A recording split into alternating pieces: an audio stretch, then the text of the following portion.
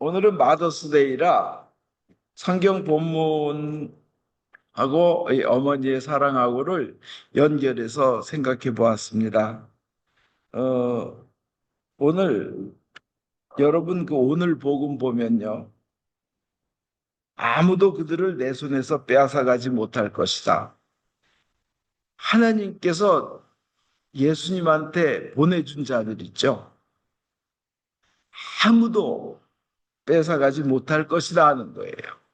신자들은 예수님을 믿는다고 고백한 신자들은 무슨 일이 있어도 예수님이 안 뺏긴다는 얘기입니다. 이게 얼마나 우리를 편안하게 하고 행복하게 합니까? 마음 든든하게 하고.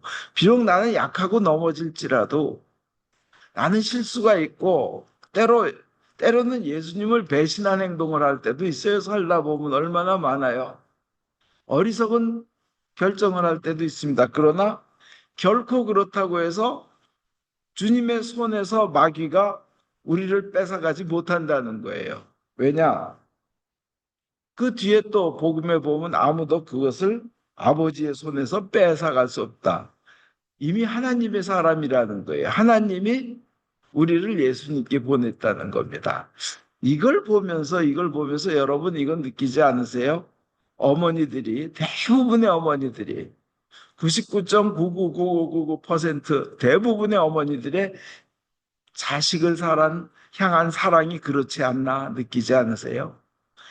결코 자식을 그 어디에도 뺏기고 싶지 않아 하시죠. 그죠? 자식이 잘 되기만을 원하죠. 여러분의 어머니도 여러분을 향해서 그러셨을 겁니다. 그죠?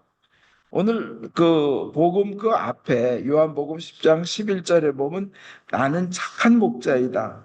착한 목자는 자기 양을 위하여 목숨을 바친다. 이렇게 예수님이 말씀하셨어요. 이걸 보면서도 참 예수님 하나님의 성품은 엄마와 참 비슷하다. 엄마들은 자식이 아플 때 내가 대신 아팠으면 뭐 이렇게 대신 아프길 원하잖아요. 근데 예수님이 우리를 바라보는 눈이 그거라는 거예요. 그래서 우리 대신 죽은 거예요. 우리가 죽어야 되는데 대신 십자가에서 돌아가신 게 그거예요. 대신 아프고 대신 돌아가신 거예요. 그 어머니의 사랑은요, 어디에서 왔겠어요?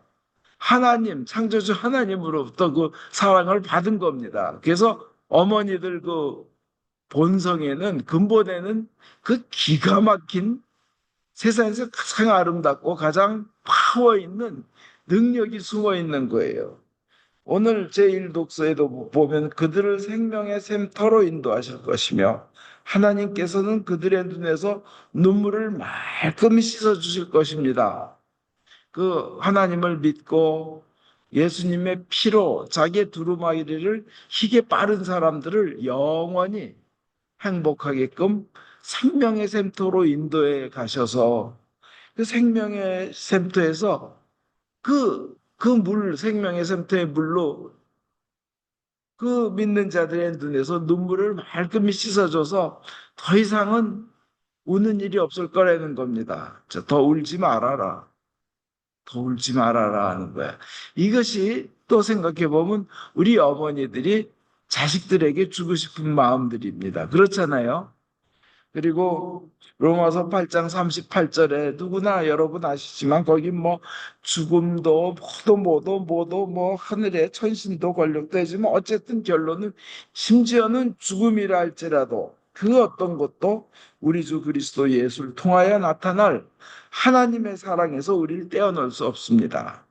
그 하나님의 사랑, 심지어 죽음조차도 우리를 하나님 사랑에서 떼어놓을 수 없다는 거예요. 그 어떤 것도.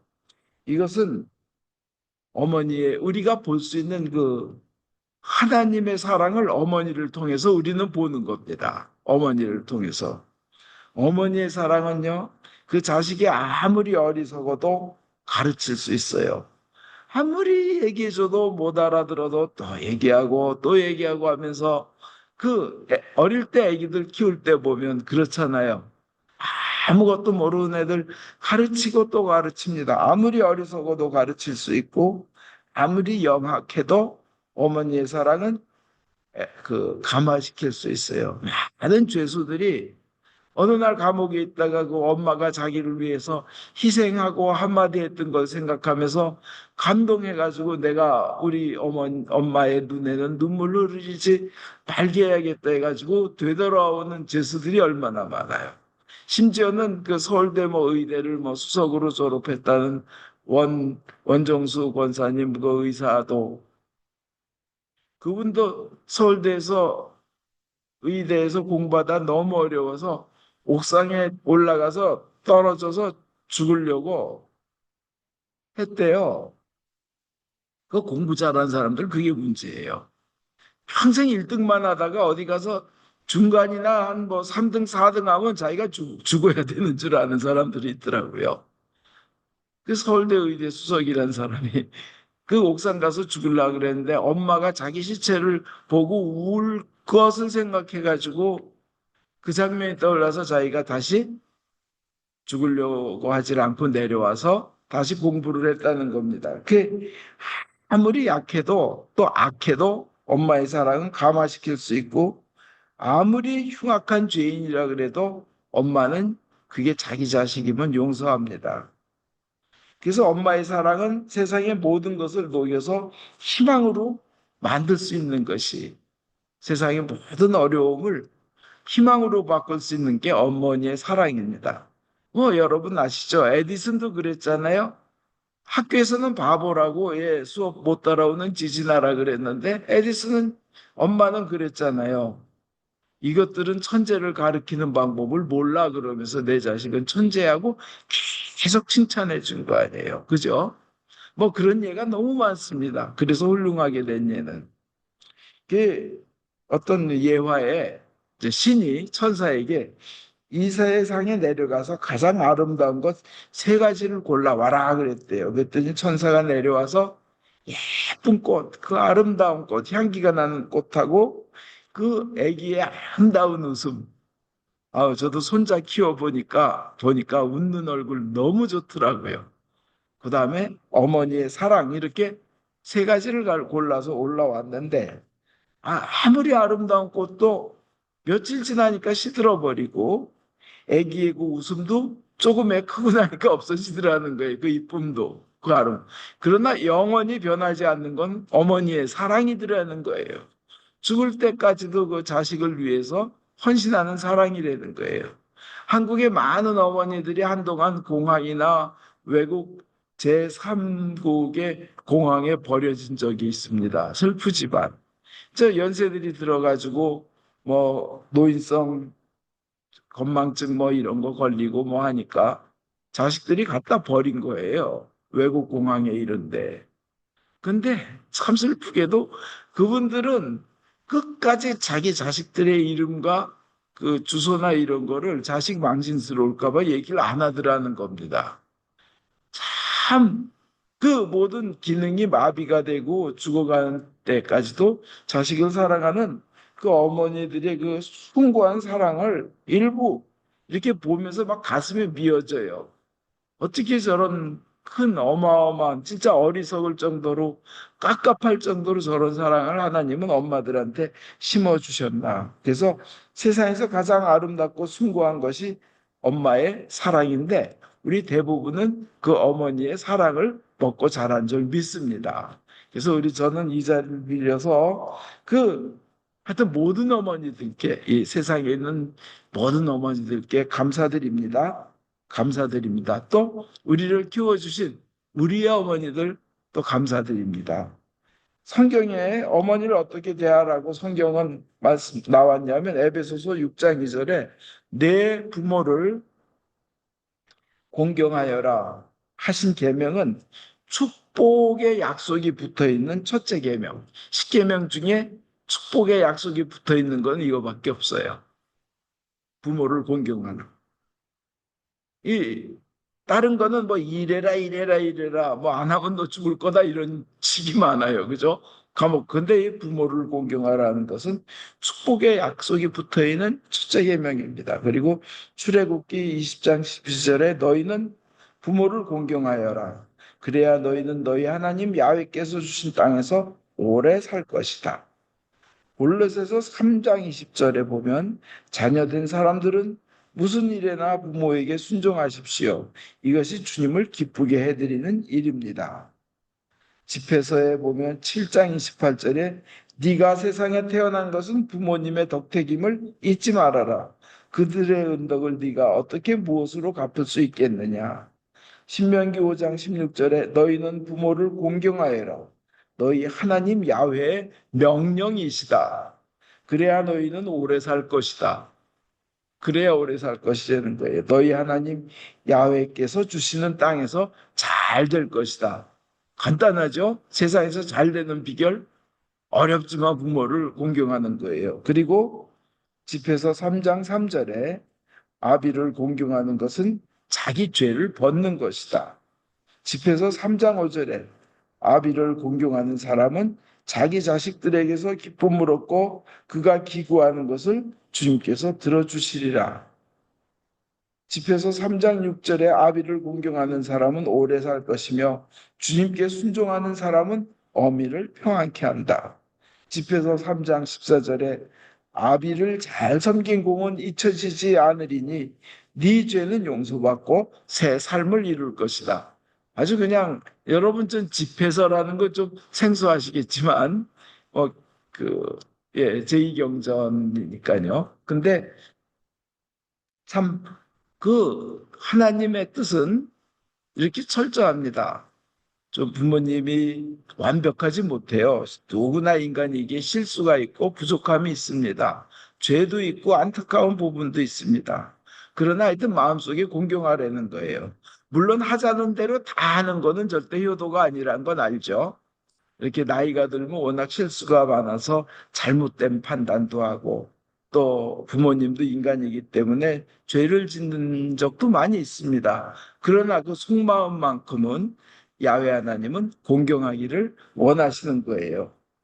저기 케빈 두란이라는 분을 아실 겁니다, 여러분.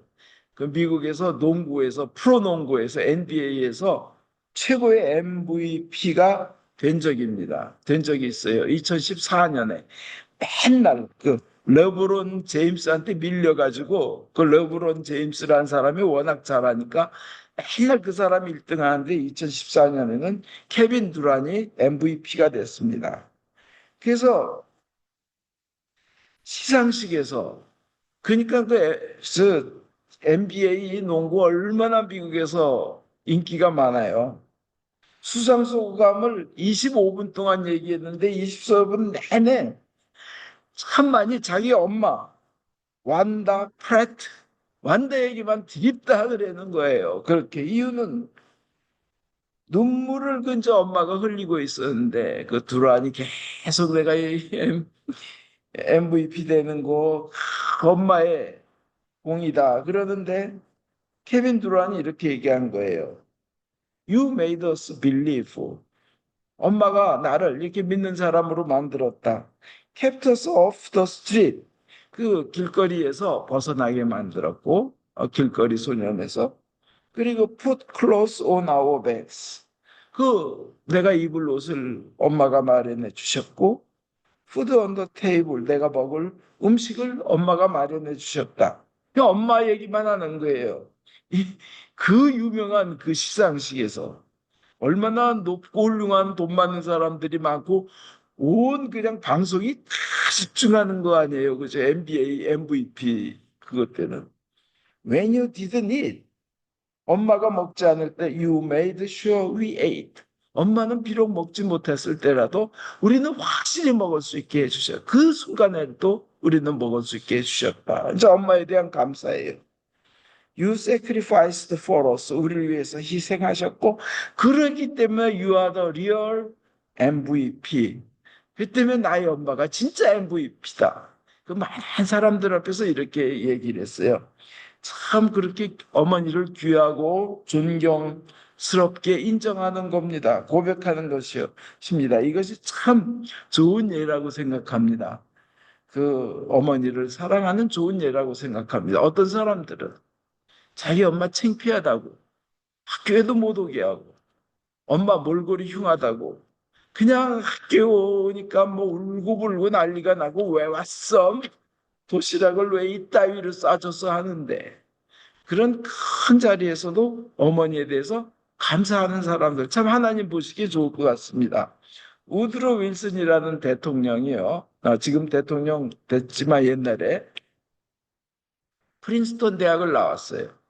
졸업식장에서 그 프린스턴 대학의 졸업식이 어땠겠어요? 생각해 보세요. 프린스턴이에요. 그냥 제일 좋은 학교예요. 이름 높은 아주 그 높으신 세계적인 명사들, 엘리트들 뭐 쫙 그 졸업장에 오고 아주 비싼 고급 차들, 그 정장에 명품을 차려입은 사람들이 그냥 졸업식장을 꽉 채웠는데 거기 수석 졸업생이 있었어요. 수석 졸업생, 1등 졸업생에게 메달을 수여하는데 이 메달을 받은 학생이 특이한 행동을 할, 그걸 원래 목에 걸어야 되는데 걸질 않고 그걸 들고 내려오는 거예요. 연단 아래로, 그 무대 아래로 내려오는 겁니다. 그리고는 어떤 아줌마한테, 중년 아줌마 목에 걸어드린 거예요. 그게 바로 수석 졸업생의 어머니였습니다. 그 어머니는 싱글맘으로 그 아들을 그냥 그 재봉틀질 수선하면서 꼬매면서 그러면서 자식을 키웠어요. 그리고 대학을 졸업하게 뒷바라지를 한 겁니다. 그래서 이 수석 졸업생은 지금 나의 모든 것은 엄마가 이루어 주신 겁니다. 이 메달은 당연히 엄마가 받으셔야 합니다. 그래서 아들이 엄마에게 메달을 걸어드린 순간 막 그 졸업식에서 미국에서 가장 출세하고 높은 자리에 올라간 사람들 아니겠어요? 프린스턴 졸업식인데 모두 일어나서 막 박수를 치고 함성이 터져 나왔는데 이 학생이 나중에 그 대학의 총장이 되고 노벨 평화상도 받고 미국의 대통령 28대 대통령이 되었는데 우드로 윌슨입니다. 이렇게 그 엄마를 우드로 윌슨 또한 신앙으로 키웠다고 합니다. 그 신앙으로 이렇게 키우는 것. 세상에서 제일 좋은 엄마는요, 자식에게 예수를 잘 믿게끔 해주는 엄마가 세상에서 하나님 보시기에는 최고 좋은 엄마예요. 돈을 말리니 물려주는 엄마도 아니고, 학식을 높이는 엄마도 아니고, 뭐, 밥을 많이 먹여서 띵띵하게 비만하게 살찌우는 엄마도 아니에요. 예수를 잘 믿도록 하면 예수님께서 직접, 비록 엄마는 무식했고, 엄마는 무능했고, 엄마는 돈을 못 벌었지만 예수님께서 그 자식을 세계 최고로 이끌어 주시는 겁니다.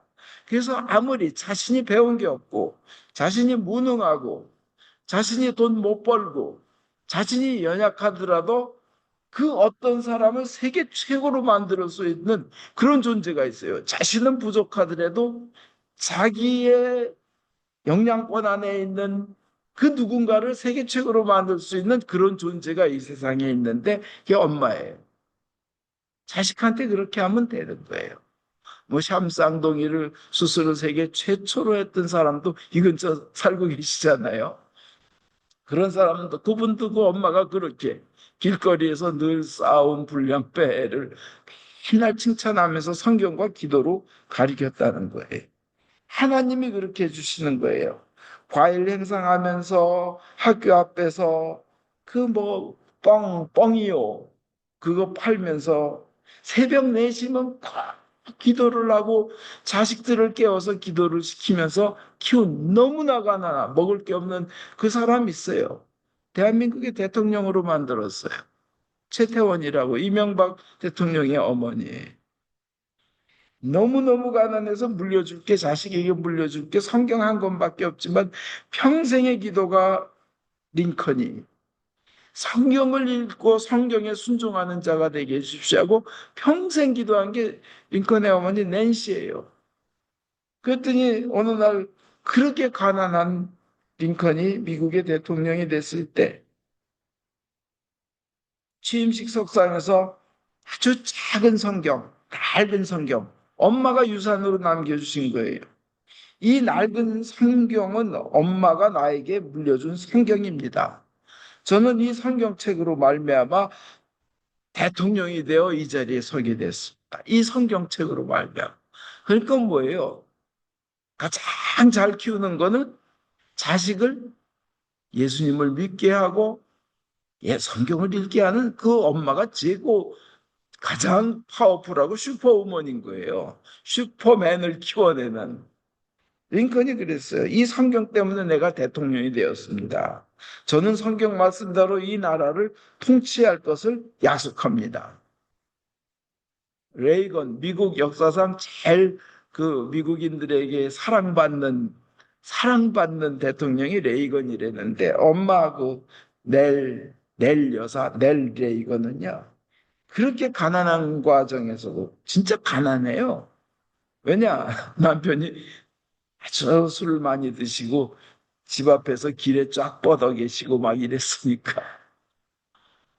그 아들 11살짜리 레이건이 그 아버지를 술 취해서 길에 누워있는 아버지를 끌고 집으로 들어갔어야만 됐다는 거예요. 얼마나 가난하고 좀 가슴 아팠을까요? 그럼에도 불구하고 엄마 레이건 넬은 열심히 기도하고 성경을 가르치고 주일학교 봉사를 하고 그냥 심지어는 감옥에도 가서 봉사를 하고 그랬답니다. 그 한 죄수가 간증 중에 자기가 만기가 돼서 나가서 그 차를 태워준 사람을 자기 가지고 있는 총으로 위협을 하려고 그랬다가 다시 집어넣고는 절 여기까지 태워다 주셔서 감사합니다.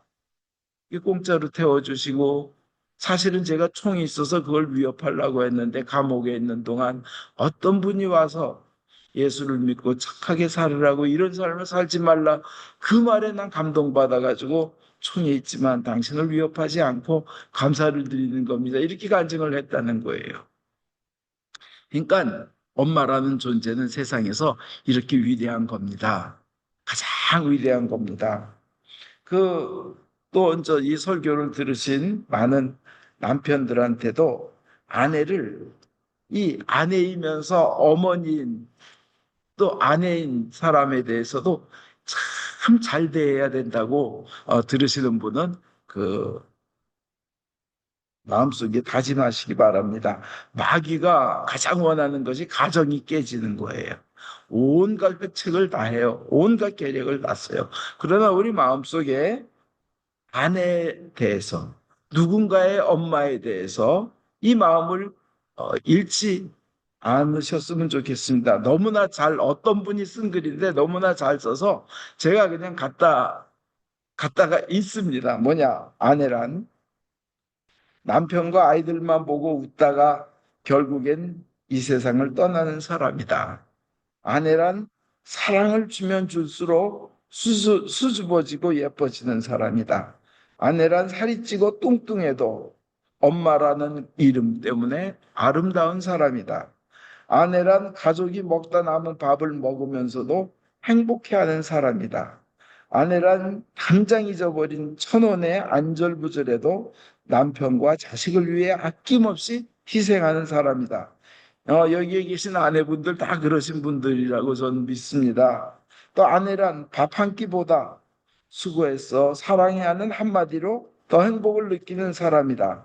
아내란 이 세상에서 가장 의리 있고 착하며 늙어서까지도 남편에게만큼은 여자이고픈 소녀 같은 친구다. 아내란 엄마로, 아내로, 며느리로, 맞벌이 주부로 1인 4역을 끄떡없이 해내고 있는 무한한 에너지의 소유자이기도 하다.